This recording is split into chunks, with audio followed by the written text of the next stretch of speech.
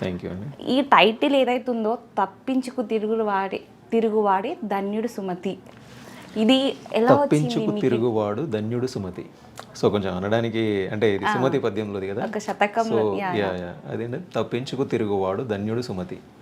So ఈ movie ఏంటంటే మన సొసైటీలో జరిగేది, మనుషులు ఎలా ఉన్నారు, సో సొసైటీకి చాలా దగ్గరగా ఉంటుంది అన్నట్టు. మన అక్కడ ఎలా మనుషులు ఎలా తయారయ్యారు, వాళ్ళ అవసరాన్ని బట్టి ఎలా ఉంటారు. ఇప్పుడు మన చుట్టుపక్కల అందరూ బాగానే ఉంటారు, కానీ వాళ్ళ అవసరాలు అలా చేయిస్తూ ఉంటాయి. అవసరం మారుస్తుంది మనిషిని అంటారు.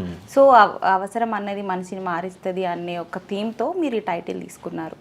Of course. అండ్ ఇది మీ first movie I guess as a hero. As a హీరోగా ఫస్ట్ మూవీ. అండ్ ఎలా ఉంది మీకు జర్నీ?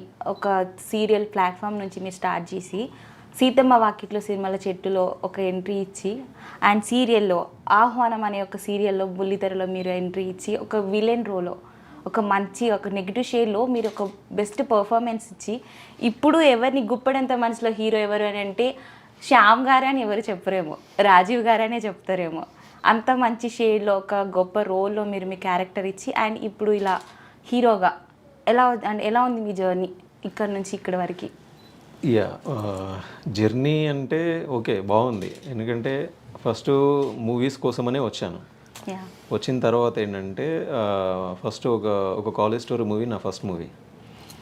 అదైన తర్వాత కొంచెం ఇక ఫైనాన్షియల్ ప్రాబ్లమ్స్ ఉంటాయి కదా, సో ఆ టైంలో ఏంటంటే సీరియల్కి కన్వర్ట్ అవ్వాల్సి వచ్చింది.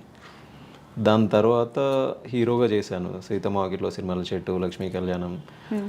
బట్ సమ్ డిఫరెంట్గా ఏమైనా చేయండి అనేసి నాకు ఛానల్ నుంచి అడిగారు అన్నట్టు. సో అప్పుడు ఈ క్యారెక్టర్ ఒకసారి చేయండి బాగుంటుంది అని అంటే అది నెగిటివ్. సో ఫస్ట్ ఆలోచించాను, బట్ నెగిటివ్లో కూడా నా మార్క్ ఏంటనేది నేను చూపించుదాం అనుకున్నాను. సో అదే రాజీవ్. అండ్ మీరు ప్రూవ్ చేశారు కూడా. యా